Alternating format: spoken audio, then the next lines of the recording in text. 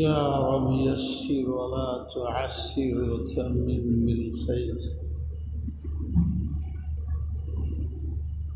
اللهم صل على سيدنا ومولانا محمد وعلى آله وصحبه وبارك وسلم. দুরূদ শরীফের বিভিন্ন ফাজাইলের মধ্যে অন্যতম একটা ফজিলত যে পড়ে তার বিপদ দূর হয়ে যায়। ছোট্ট একটা ঘটনা, ইমাম আহমদ ইবনে হাম্বলের নাম শুনেন নাই? চার ইমামের এগুলো।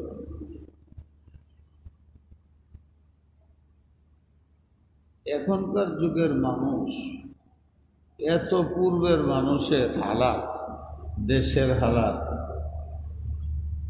মানুষের অবস্থান, তখনকার সাধারণ মানুষ, এখনকার সাধারণ মানুষ, তখনকার যুবক শ্রেণী, এখনকার যুবক শ্রেণী, বৃদ্ধ হবে, ঘটনাগুলি আমাদের কাছে অত্যন্ত গায়রে মাকুল, জ্ঞানের ঘটনা।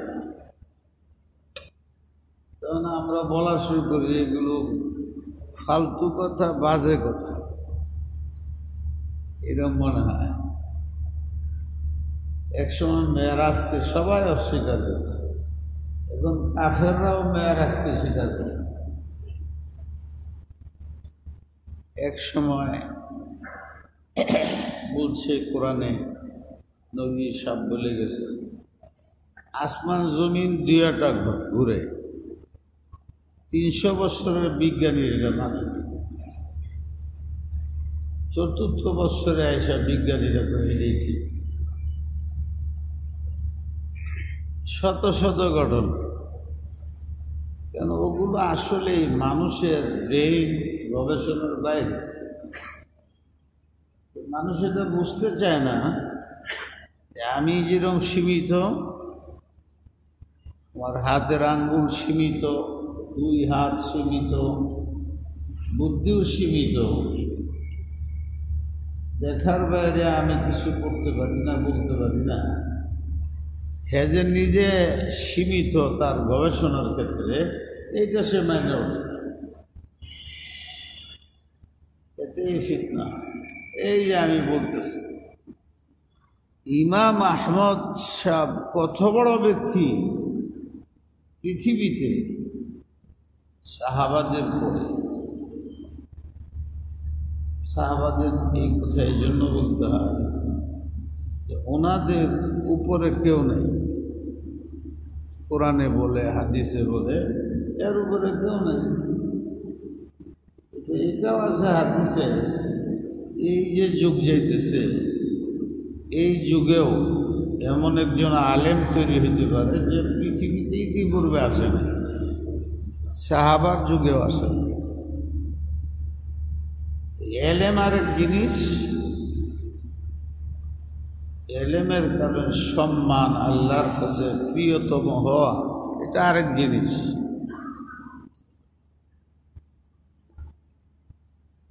আল্লাহর কাছে মর্যাদা সবচেয়ে বেশি ওনাদের।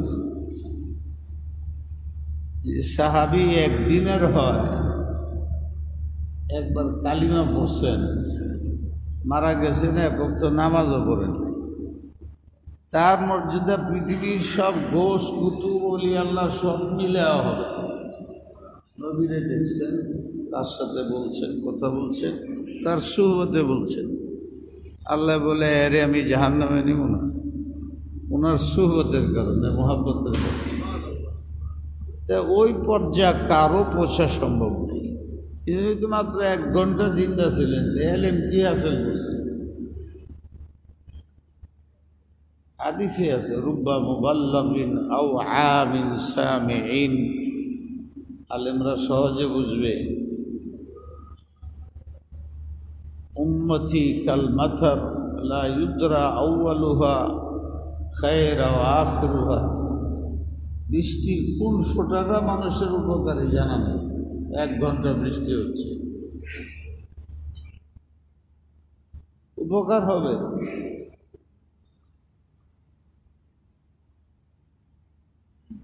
যে শুনতেছে সে আমি যে ব্যাখ্যা দিতেছি হাদিসটা কোরআনের, এটার মধ্যে আরও গভীরতা আছে, আরও গবেষণা তথ্য আছে। আমি পারতেছি না, কিন্তু আমার ছাত্রে পারবে। কিন্তু ছাত্রের যত বড় গবেষক হোক, সে পিতার সে মর্যাদাবান হইতে পারবে না, উস্তাদের সে বেশি মর্যাদাবান হইতে পারবে, তার মর্যাদা ভিন্ন। মা মূর্খ ছেলে ব্যারিস্টার, তাকে জান্নাত পাইতে হইলে, দুনিয়ার শান্তি পাইতে হইলে মাকে মাথার তাজ বানাইতে হবে।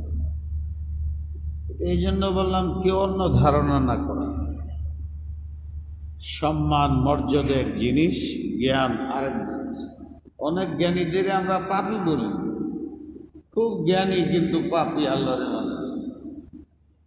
আর একজন হাল চাষ করে এইরকম ব্যক্তি, সে আল্লাহর তো মানে আরে 100 জন রে বানায় সাথে আছে, এরকম ঘটনা। ইমাম আহমদ ইবনে হাম্বল যত বড় ব্যক্তি,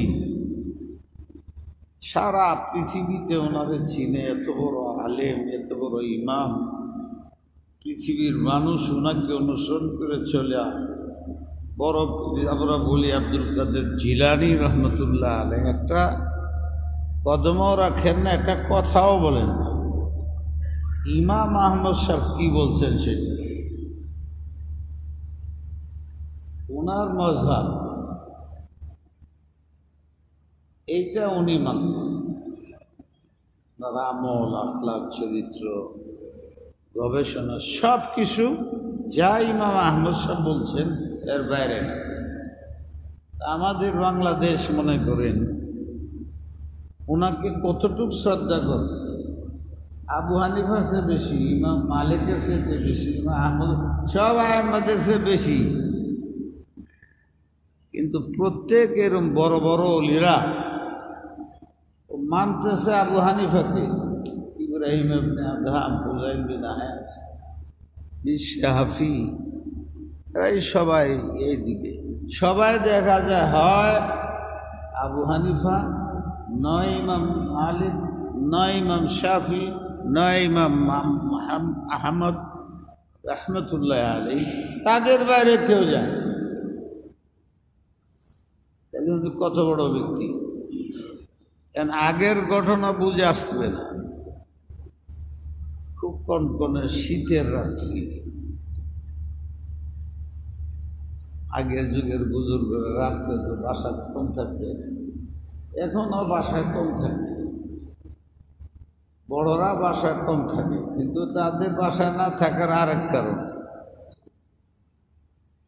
দুষ্টামি করে, জুলুম করে, অত্যাচার করে, ডাকাতি করে, এইসব করে ধরা পড়বে। তো ওরা আগে সেই জায়গা ঠিকঠাক রাখে, লাইন ঠিক রাখে, বাসার থাকে না, কে বস্তির থাকে। নজির আছে, নমুনা আছে। কিন্তু আগের যুগের আল্লাহর ওলিরা রাত্রে বাসায় কম থাকে। তালাশ করলে প্রসিদ্ধ ছিল, তাহলে জঙ্গলে যায় দেখতে পারো, কোনো গুহায় যায় দেখতে পারো, কোনো নির্জন জায়গায় যায় দেখতে পারো। ওখানে হয়তো উনি জিকির করতেছে, আল্লাহর প্রেমিক। প্রেমিকরা যেরম তার প্রেমাস্পদের জন্য আত্মগোপনে যায়, গোপনে যায়, নির্জন স্থানে যায়, এরা আল্লাহর প্রেমিক, রসুলের প্রেমিক। এই মানুষের মধ্যে থাকলে এদিক সেদিক চিন্তা ভাবনা খেয়াল অপসারিত হয় না, আরো বাড়ে। এই না ওনারা রাত্রের বেলা নেন। নবী আলাইহিস সালামকে আল্লাহ বলেন, ওইদা ফারাগতা ফানসব, যখন তুমি মানুষের দায়িত্ব শেষ করো, মেসালাম রাত্রি আসে, তখন তো আর কাজ থাকে না, থাকা উচিত না মুসলমানের। ফানসব ওয়া ইলা রাব্বিকা ফারগাব, তখন আল্লাহর জন্য কিছু সময় বের করো। যেখানে গেলে শুধু আল্লাহ আল্লাহ আল্লাহ আল্লাহ স্মরণ হয়, ওই খালুয়াত নির্জনে যাও। এই নসুন্নত, এই তরিকা আল্লাহর ওলিদের আছে। ইমাম আহমদ এত বড় ব্যক্তি, উনি বাসাতে বেরিয়েছেন রাত্রে, ওমর ফারুক রাত্রে বেরিয়ে, সুলতান মাহমুদ গজনবীর কথা বলেন উনি রাত্রে বেরিয়ে। মানুষে তো অনেক রিপোর্টই দেয়, একজন আরেকজনের বিরুদ্ধে হয়ে যায়, নিজে যায় দেখতেন। আমার কিতাব আছে কাবার চত্বরের গান, ওখানে আমি দেখলাম চীনা বাদশাহ গেছিল, সে অন্ধ ছিল, সেও রাষ্ট্রের জনগণদের খবরের জন্য নিজে বেরিয়ে। অন্ধ কেমনে বুঝবে? এর এক পলিসি ছিল, এই পলিসির মাধ্যমে বুঝত। কাফের বাদশা ছিল, কিন্তু জনগণের খেয়াল শুধু রিপোর্টের ভিত্তিতে নিত না, সে নিজে বেরিয়ে যেত। ইমাম আমাদের যারা পছন্দ করে না, অনেকেই বদনাম করে, বাদশাহ আলমগীর উনিও তাই করতেন। রাত্রের গভীরে তারা বের হয়ে যেত, সরাসরি জনগণের অবস্থা জানার, কোনো ভয় ছিল না। কিন্তু এখন তো দিনের বেলা বাইর হইলেই 2-4-5 কোটি টাকা খরচ লাগে এক লাইন যেতে। তাই এইটাও তো ওই যুগের মানুষে বুঝে না, বাদশা বেরিয়ে যাব। এত কঠিন যুগে তো বাংলাদেশে এরকম জায়গা আছে যেখানে পর্দা ছাড়া মেয়ে বেরিয়ে পারে, যেখানে গান হয় না, যেখানে তাস খেলা, জোয়া খেলা, এটা না, এই বাংলাদেশে আছে। এই যে মানিকগঞ্জ, সিংগাইর, এখানে একটা গ্রাম আছে, 10-15 হাজার লোক থাকে। ওখানে গেলে এটা কুফরিস্তান মনে হবে না, বাংলাদেশ মনে হবে না, এটা সাহাবার যুগের এলাকা মনে হবে। বেশি দূরে না, আপনারা যায় দেখে আসেন। আগে একবার কইছিল সিলেটের এক কথা, এটা তো একদম কাছে যায় দেখে আসে। মেয়েরা কেমনে চলে, যুবকরা কেমনে চলে, লেখাপড়ার ব্যবস্থা ভিন্ন। সবাই লেখাপড়া করে, কিন্তু পুরুষে মেয়ে দেখে না, মেয়ে পুরুষে দেখে। এই মানিকগঞ্জ সিংহের আছে। তো এদের কি বিশ্বাসযোগ্য যে এখনো বাংলাদেশের মধ্যে গান হয় না? এমন একটা এলাকা আছে, সে যে 11,000-12,000 লোক থাকে, সিনেমা নাই, মোবাইল ব্যবহার করে না, টেলিভিশন ওখানে নাই। এটা কি এই যুগের মানুষ বিশ্বাস করতে পারে? 5 ওয়াক্ত নামাজ পড়ে, আমার মতো মানুষ, আমার পকেটেও টেলিফোন থাকে,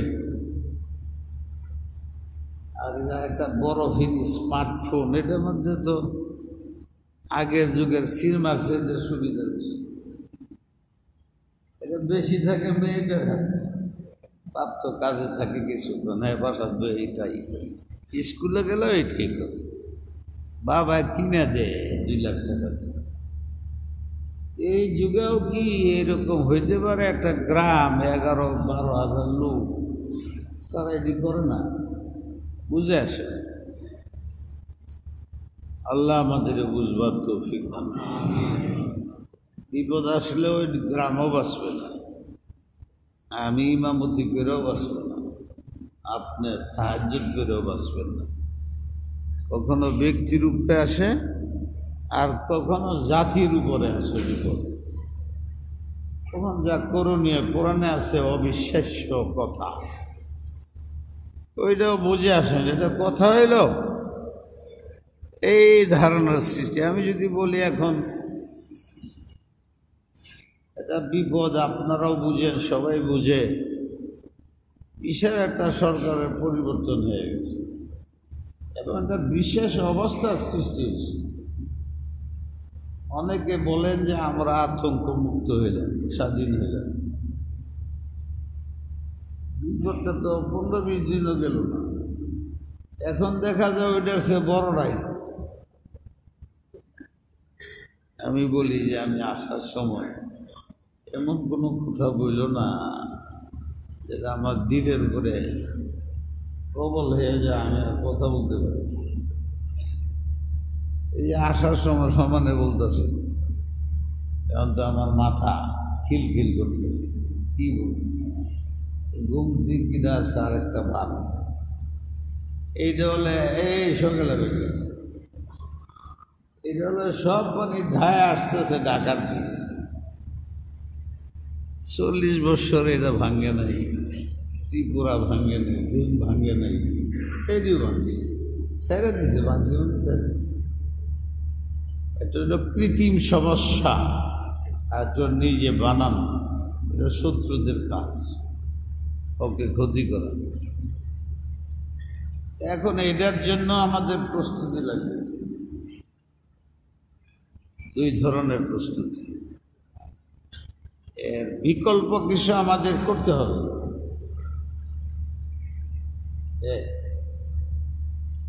এতে যারা আক্রান্ত হয়েছে, আমরা প্রত্যেকটা মানুষ তাকে 1 পয়সা হইলেও সাহায্য করতে হবে, 1 কেজি চাউল দেওয়া হইলেও সাহায্য করতে পারি, একটা কলা দেওয়া হইলেও সাহায্য করতে পারি। আগে যেরকম ঐক্যবদ্ধের মাধ্যমে আমরা যা চাইছি হয়েছে, যদি আমরা ঐক্যবদ্ধভাবে এটার প্রতিবাদ জানাই বা প্রতিহত করি, তাহলে কিছুই না, কিচ্ছু হবে না, আল্লাহর পরীক্ষা। আর যদি এখানে এসে 2 ভাগ হয়ে যাই, কি লাভ হইল, চিৎকারি শুরু করি, আল্লাহর আযাব আইছে, এই আল্লাহর আযাব তো আরো কয়েকবার আইছে, কয়েকবার না কয়েক শতবার আইছে। আর সবচেয়ে বড় আযাব যেটা আইছে, আমাদের ঈমান নষ্ট হয়ে গেছে, আমল নষ্ট হয়ে গেছে। যে আমাদের পয়দা করছে তার প্রতি বিশ্বাস কমে গেছে, যে নবীর মাধ্যমে আমার দুনিয়া আখিরাতের শান্তি আসবে, সেই নবীকে আমরা পদত্যাগ না শুধু লাথি দিতেছি। এরপরেও আমাদের ভিতরে কোনো সুধার সংশোধনী আসছে। ওনার একটা সুন্নাত আমার মনের পছন্দ না, আমি করতেছি না, মহাব্বতের দাবি করতেছি, সারা রাত তাহাজ্জুদ করতেছি, জুমার নামাজ আদায় করতেছি, সব করতেছি, মসজিদে বাইরে টুপি খুলে বলতেছি। মসজিদে ঢুকতে সময় পায়ের নিচে, হাঁটুর নিচে, এর নিচে, টাকনুর নিচে গেছে, এটা নিজে উল্টায়া উল্টায়া উল্টায়া উল্টায়া বুঝতে আছে এটা হারাম। আমি সেটা একটা জিনিস, এইটা আমি পারি। দাড়ির কথা তো রইলই, নবীর একটা সুন্নাত ধরে রাখা, এটা আমার দ্বারা সম্ভব হচ্ছে, আমি এটাতে সম্মত না। তো সেই আল্লাহ, সেই নবীর কি মহাব্বত আমরা পাব, সেই তো আসলে সমাধান করে। হাদিসে কোরআনে বারবার এটা পরীক্ষা হইতেছে, বাস্তবে পরীক্ষা হইতেছে, যে আমাদের যে কঠোর কঠোর একের পর এক বিপদ আসতেছে, আমরা এটা সামলাইতে পারি না। তখন কি করি? অমুসলিমদের হাতের দিকে হাত পাতি, ওদের পিছে দৌড় পারি। মুসলমান মুসলমানের দিকে হাত পাতে না, আল্লাহর দিকে হাত উঠায় না, রসুলের সুন্নতের দিকে যায় না। এইটা নাই যে শত্রুতার দিকে হাত উঠে, ফকির বনি তার কাছে, সে শক্তিশালী হয়, সে আমার দুর্বলতা অবলম্বন করে। এই যে অবস্থার সৃষ্টি হয়েছে, এ যদি আমি জিগাই, সিজদাত করে কে কে কাঁদছেন, কে হাত উঠে আল্লাহর কাছে কাঁদছেন? সব বাদ দে, শুধু তুমি, শুধু তুমি। আমরা ভুল করছি, এখন থেকে আর কোনদিন সুদও খাবো না, ঘুষও খাবো না, কাউকে কষ্ট দেব না, কারো অশান্তি করব না। যা করছি মাপ চাই, সে টাকা পাইনি দিয়ে দিব কাল থেকে, তাহলে মাপ চামু, সময় নিমু, সময় নিমু। কয়জন আছেন এখনো দেশের মধ্যে? কোটি কোটি মানুষ মুসলিম আছে শুধু এই দেশেই, হাজার হাজার কোটি টাকার মালিক। বিদেশিরা তো আছে, পাশে দাঁড়াইতেছে কয়জন? আমি তো আপনাদের বলতে পারবো অমুক জায়গা অমুক জায়গা অমুক জায়গা, এতে কিচ্ছু না, সব জায়গা লেগে গেছে। আগের যে বিপদ ছিল এটার সে আরো ডবল বিপদ আছে। আমি আমার চিন্তা বুঝতেছি আল্লাহ বুদ্ধ শেষ পরীক্ষা করতেছে। আপনি প্রমোশন দেন, পরীক্ষা নেন না।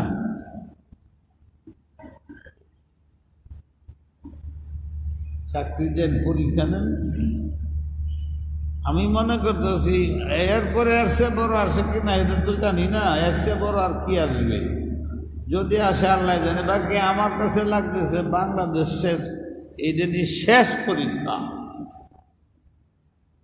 এই পরীক্ষায় যদি আমরা ফেল করি, নিজেরা দ্বিধাদ্বন্দ্বে যাই, আর এই চাপের মুখে যদি আমরা কাফেরদের কাছে হাত পাতি, ওদের উপর নির্ভরশীল হই, তা আমরা ধ্বংস হয়ে যাই।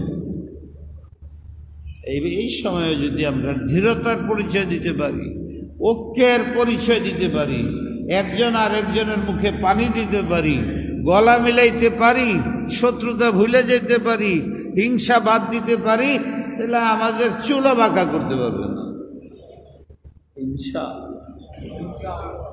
আপনারা তো আওয়াজ পাইলাম না।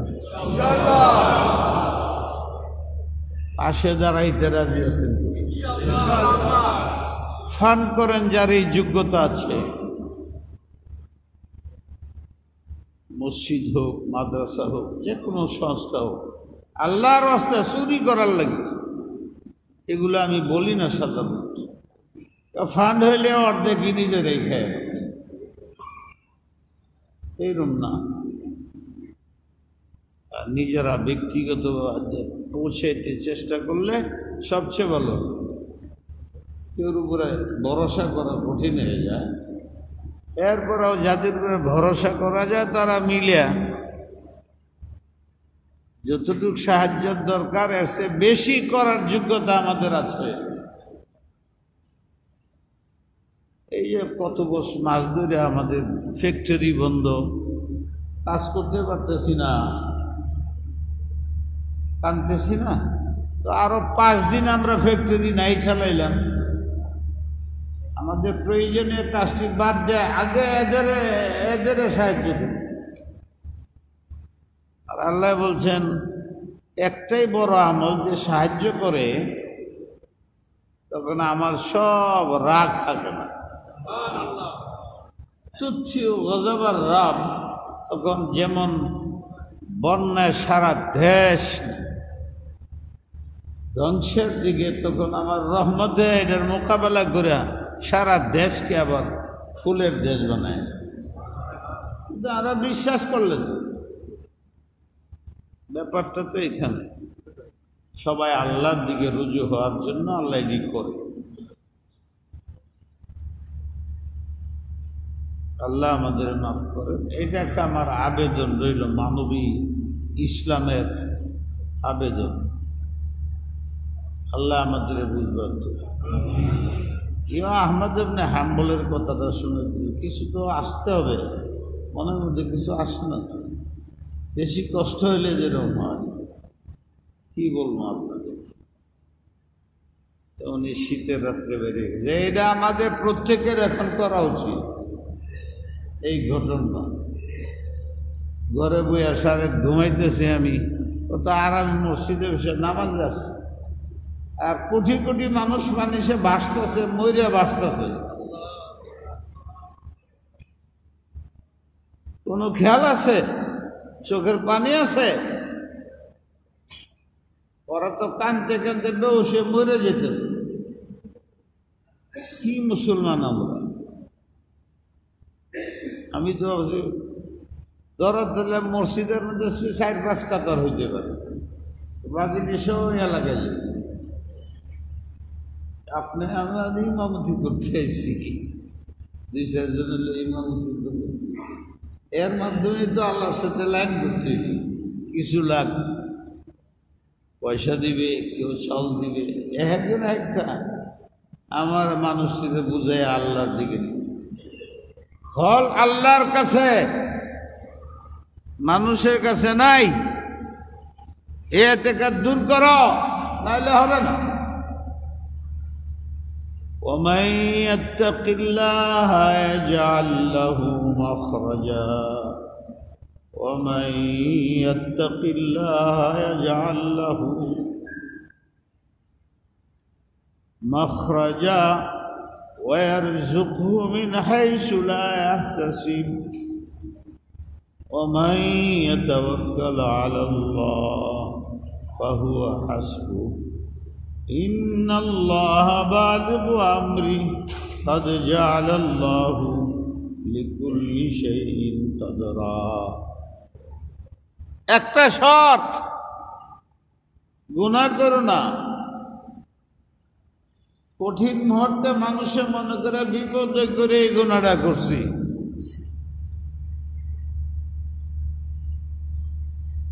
এমন কোনো বিপদ নাই যার কারণে গুনাহ করতে। কারণ আল্লাহ গুনাহ করতে না করছেন যাতে গুনাহ না করে বান্দা, সে ব্যবস্থাও রাখছেন। সেটার সবচেয়ে বড় জিনিস হলো দিলের মজবুত ঈমান। সাহাবাদের জব করছে না বদরের যুদ্ধে? ওরা কি মাথা নত করে দিছে কাফেরদের সামনে? সংখ্যায় তো আরো অনেক কম ছিল, লাস্টে বিজয় তাদের।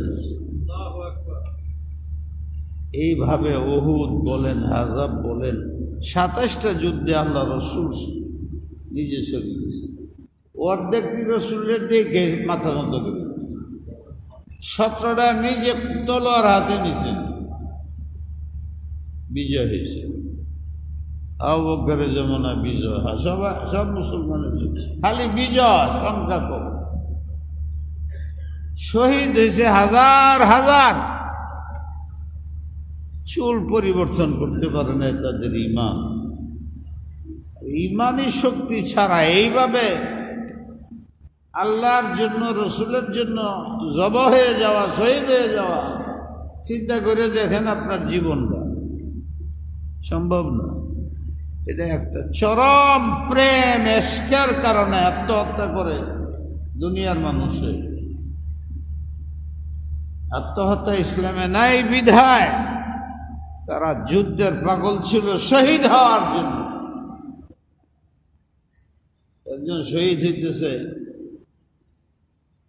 সেনাপতি আব্দুল্লাহ বিন হুযাফা, অসম্ভব শক্তিশালী কৌশলী। রোমের সম্রাট বলছে, তুমি ইসলাম ধর্ম ত্যাগ করো, আমি আমার মেয়ে তোমার কাছে দেব। ইসলাম ধর্ম ত্যাগ করো, তোমার প্রধানমন্ত্রী বানাও। ইসলাম ধর্ম ত্যাগ করো, আমার পোশাকার তো মেয়েটার মালিক। একদিন না 1 মাসে না খাবায় জেলের মধ্যে ঢুকায় নির্যাতন করতেছে, আর এটি বলতেছে রাজি আনে। বুঝেন, একটা মানুষ ভিতরে 4-5টা মানুষ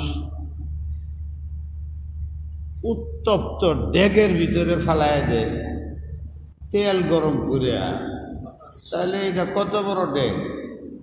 আজমিরের ডের চাইতে বড়। এই করে একজন একজন একজন একজন সাহাবী ফেলাইতেছে। উদ্দেশ্য হলো সেনাপতিরা কাবু করে, সেনাপতিরা নিয়ে আসছে। দেখ, এই অবস্থা তোর হবে। সেনাপতির চোখে পানি এসে, কিন্তু পানিটা কেন আসছে এটা আমাদের মতো বস্তুবাদীরা বুঝে নেই। জানানো হইল বাদশারে যে কানতেছে, বলে এত অফার দিলাম গ্রহণ করে না, এখন বুঝে ভয় পেয়েছে নিয়ার সঙ্গীরা। আগেই তো তোমার 2-3টা প্রস্তাব দিছে, একটাও মানুষ, এখন কান্দ কে? বললো যে আমি যে কানতেছি কেন এই বুঝার ক্ষমতা আপনার নেই। কি বিষয়? কথার আসর হয়। বলে আমি কানতেছি যে আমার মাত্র একটা জীবন, ওইটা আল্লাহর জন্য দিতে পারতেছি। আমার নবী বলছেন উক্তালু সুম্মা উহিয়া সুম্মা উক্তালু সুম্মা, শহীদ হইতাম আল্লাহর জন্য, আমি নবী 100 বার মরতাম, 100 বার শহীদ। আর আমার অবস্থা হলো যে আমার ছোট্ট একটা জীবন আল্লাহর পথে যাইতেছে, এটা খুবই নগণ্য। আল্লাহ লজ্জা লাগে আমার। আল্লাহ আমাকে 1000, 1 কোটি, 1 লক্ষ, 1 কোটি জীবন দিত, এইভাবে আমি আল্লাহর জন্য উৎসর্গ করতে পারতাম, শান্তি লাগবে। যেহেতু একটা দিতেছি, এই জন্য আমার কষ্ট। বলেন এটা ধারণা করে আজকালের মানুষে বাদশা প্রধান ভয় পেয়ে, কথা তাসির আছে না, বাদশা ভয় পেয়ে এ কি বলে, কি বাদশা কইছে তোমার ছেড়ে দিব, আমি একটা কাজ করব, একটা অজুহাত তো লাগে, তুই একটু মাপ চায়া, আমি মাপ চাবো, কিন্তু অপরাধ করি না, মাপ চাবো কেন? আচ্ছা ঠিক আছে, মাপ না চাও, আমার কপালে একটা চুমা দেব। তার মানে সে বুঝবে যে আমি চুমা দিব, কিন্তু হাত রাখি।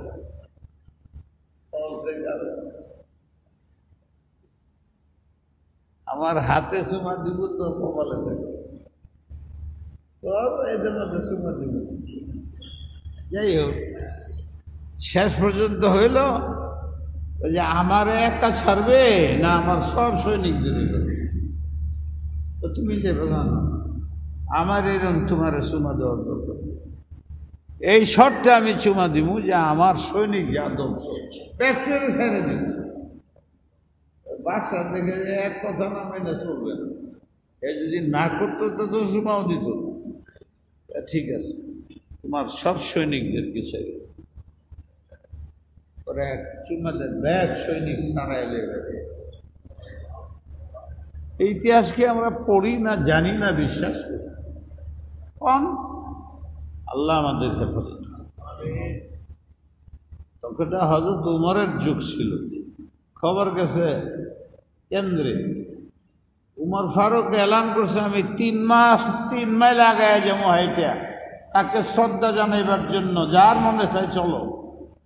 মদিনার সব সাহাবীরা আইছে, এই কেউ কিছু করে না, আগে আমির মুমিনিন তাকে এই ত্যাগের বিনিময়ে আমি তাকে আগে আমি শোনাবো।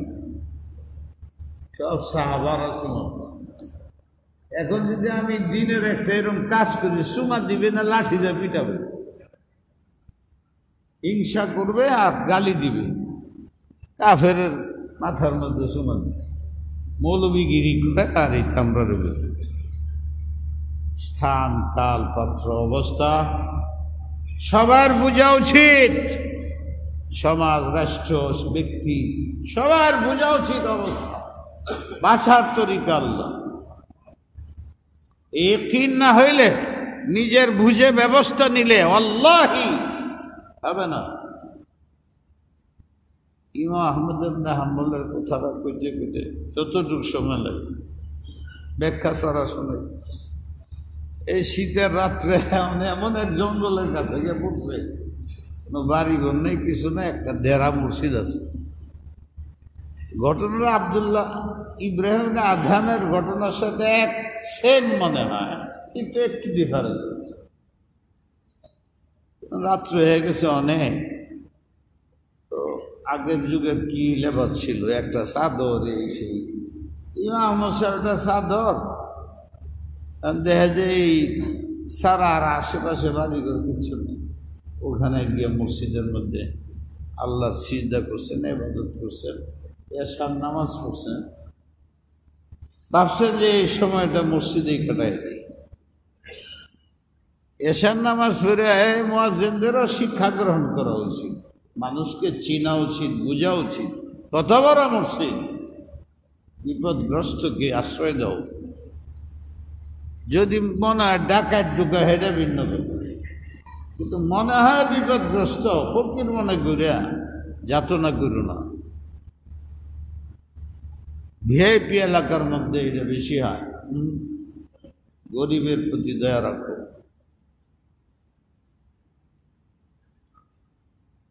এসার পর একটা বাইরন মসজিদ, তবে এনে তো চুরি করারও কিছু নাই, এনে সে আমার তো কোনো জায়গা নাই। ইমাম আহমদ আল্লাহু আকবার, চিনে না, ধাক্কায় বাইর করে দিয়েছে। এই শীতের মধ্যে কোথায় যাবে? এই যুবক শোনো, অনেক দূরে একটা আগেকার যুগের বাতি, টুকটুক বাতি দেখা যায় একটা, আরো কিছুক্ষণ হাইটে ওখানে গেছে, যা দেখা যেন 2-4 জন লোক আছে। এই যে গ্রামে যে চা টা খায়, কি চা না কি খাইতেছে, একটা বাতি, একটা যুবক ছেলে দোকানদারি করতেছে। তিনি ওখানে গেছেন, যা বলছেন যে তোমার যে চুলাটা চলতেছে, রাত্র তো হয়ে গেছে, আর 2-1 ঘন্টা বাকি আছে, 3 ঘন্টা, আমি একটু তোমার এই শীত তো চুলাটার কাছে বসে করি। বললো যে আহলান সাহালা, স্বাগত। একটা যুবক তো পাওয়া গেল, কি দরদি, ওই মৌলবী সাহেব বাইর করে দিচ্ছে, আর এই যুবকরে পাওয়া গেল, বসছেন। উনি আগুনের তাপে আছেন, ওই ছেলে রুটি বানায়, দে টাকা লয়, সব করে, খালি একটা কথা কয়, বিসমিল্লাহ, আস্তাগফিরুল্লাহ, আস্তাগফিরুল্লাহ, সব কাজে এটা করে। উনি অবাক হয়ে এইটা কি। এরপরে অনেক লম্বা ঘটনা বললো যে এটা কি করো তুমি, উঠো আস্তাগফিরুল্লাহ, বসো আস্তাগফিরুল্লাহ, রুটি বানাও আস্তাগফিরুল্লাহ, ইত্যাদি ইত্যাদি ইত্যাদি। বলে আমি এক মুরব্বীর সুবতে এই আমল পাইছি বুজুর্গের কাছ থেকে, আর এখন আমার পজিশন হইল যে আমি দোয়া করলেই কবুল হয়ে যায়, শুধু আস্তাগফিরুল্লাহ পড়ি। এর পরিণামে আল্লাহ আমার এত বরকত দিয়েছেন। আস্তাগফিরুল্লাহ তো হইল আল্লাহ আমার জীবনের সব গুনাহ মাফ ছেড়ে। এটা করতে করতে করতে করতে কত হাজার কোটি বার করছি, এখন হাত উঠাইলে দোয়া কবুল হয়ে যায়। সব দোয়া কবুল হয়েছে তোমার? না সব দিন না, সব হয়েছে, একটা হয়নি। কোনটা কবুল হয়নি? পৃথিবীর মধ্যে একজন মুহাদ্দিস আছে, যে সব হাদিস মস্ত, হাদিস যারা বর্ণনা করে কোটি কোটি, তাদের সবার নাম মুখস্থ, কবে জন্ম মৃত্যু মস্ত, ভালো ছিল বন্ধ, এটা সব মস্ত। তার নাম ইমাম আহমদ। আমি আল্লাহরে বলছি, তার না দেখে আমার মৃত্যু দিও না। ইমাম আহমদ বলেন, আচ্ছা এই জন্য আমার বাইরে আসতেছে, এই জন্য আমার মুয়াজ্জিনের ধাক্কা খাইতে হয়েছে, জায়গা দিলে তো আর আসা হইতো না, এই জন্যই ইমামে আমাকে মুয়াজ্জিনের ধাক্কা দিছে, আর এই জন্যই আমার এখানে আসতে হয়েছে, এই জন্যই তোমার কাছে আসতে হয়েছে। তুমি যে কত বড়, তুমি যুবক, কত বড় তুমি। আমি ইমাম আহমদকে বাগদাদ থেকে এই কটকটা শীতের মধ্যে রাত্রে তোমার সাথে এসে দেখা করতে হয়েছে। আমি ইমাম, গলা মিলাইছে, চুমা দিছে, আল্লাহ আমার সব দায়িত্ব কবুল করো। আমার তো একটাই শর্ত ছিল, হয়ে গেছে, এখনই আমার মৃত্যু, মারা গেছে। ইমাম আহমদ দাফন করে চলে গেছে। আমি এই ঘটনাটা শুনাইলাম, ব্যাখ্যা করার সময় নেই, বুঝেন। দরদি হন, মানুষের পাশে দাঁড়ান। অতি উৎসাহী হওয়া ভালো না, বেশি খুশি হওয়া ভালো না, বেশি ভাঙ্গে যাওয়া ভালো না। ওয়াস্তাঈনু বিসসবরি ওয়াসসাবর, ধৈর্য ধরো। আর ধৈর্যের মাপকাঠি হইল কোরআন শিখ, নামাজ পড়ো, তেলাওয়াত করো, সর্বকিছুর ব্যাপারে আল্লাহর উপরে ভরসা করো।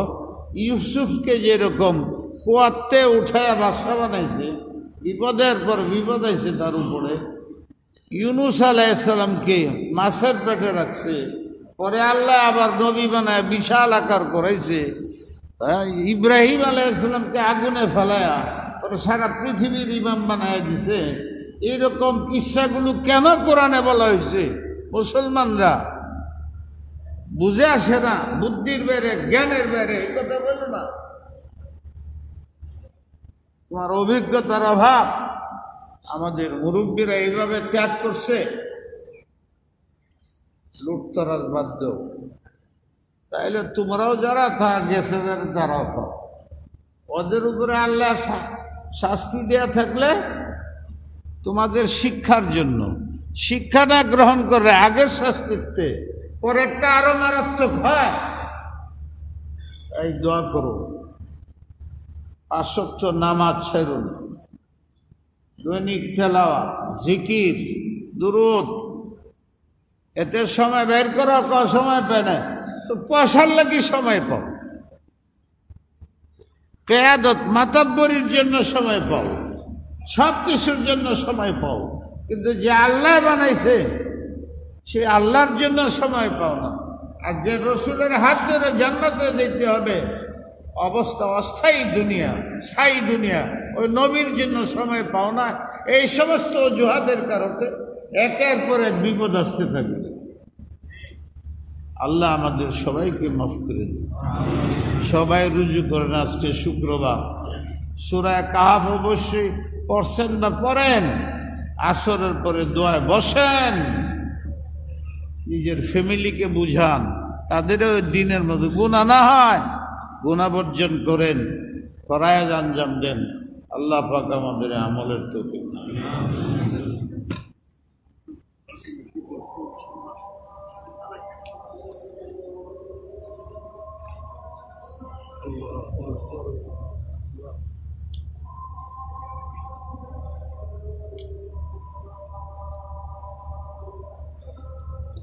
আল্লাহু আকবার। আল্লাহ